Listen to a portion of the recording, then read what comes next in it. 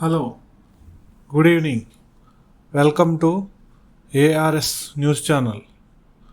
పహల్గాం ఉగ్రదాడి తర్వాత భారత్ అంటే భయపడుతున్న పాక్ సరిహద్దుల్లోకి యుద్ధ విమానాలు పాకిస్తాన్కు మరోసారి సర్జికల్ స్ట్రైక్స్ భయం పట్టుకుంది.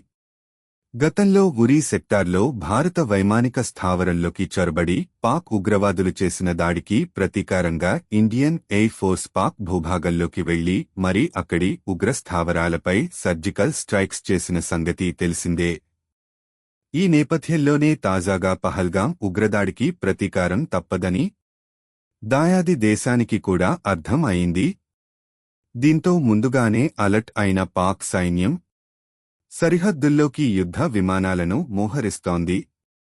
జమ్మూ కాశ్మీర్ ఉగ్రదాడి తర్వాత ఇప్పుడు భారత్ అంటే పాకిస్తాన్ భయపడుతున్నట్లు కనిపిస్తోంది. పహల్గాం ఉగ్రదాడికి తమకు ఎలాంటి సంబంధం లేదని ఇప్పటికే పాక్ రక్షణ శాఖ మంత్రి ఖవాజా ఆసిఫ్ మీడియాకు వెల్లడించారు. అయితే ఈ దాడికి ప్రతీకారం ఖచ్చితంగా భారత్ తీసుకుంటుంది అని పాక్ భావిస్తోంది. ఈ నేపథ్యంలోనే ఈ ఉగ్రదాడితో అలర్ట్ అయిన పాక్ సైన్యాన్ని అప్రమత్తం చేసింది.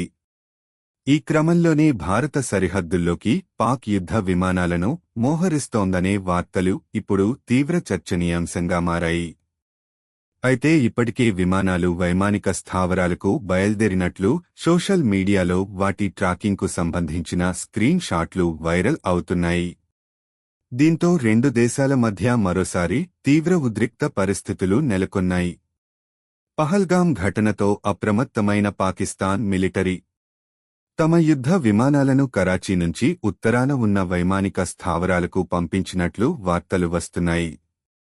విమానాల ట్రాకింగ్కు సంబంధించి నెటిజన్లు ఎక్స్లో స్క్రీన్ షాట్లు షేర్ చేస్తున్నారు. ఆ స్క్రీన్ షాట్లలో ఉన్న వివరాల ప్రకారం కరాచీలోని దక్షిణ ఎయిర్ కమాండ్ నుంచి ఉత్తరం వైపున ఉన్న లాహోర్, రావల్పిండి నగరాలకు సమీపంలో ఉన్న ఎయిర్ బేస్ల వైపు పాక్ యుద్ధ విమానాలు బయల్దేరుతున్నాయని తెలుస్తోంది. పాక్కు అత్యంత కీలకమైన నూర్ఖాన్ బేస్ రావల్పిండిలో ఉంది. ఇది మన దేశ సరిహద్దు సమీపంలో ఉంటుంది. ఇక ఆ స్క్రీన్ షాట్లలో రవాణా విమానమైన లాక్హీడ్ C-130 హెర్క్యులస్ నిఘా కోసం వీఐపీల తరలింపునకు వాడే ఎంబ్రారర్ ఫోనం 100 జెట్ విమానం కనిపించాయి.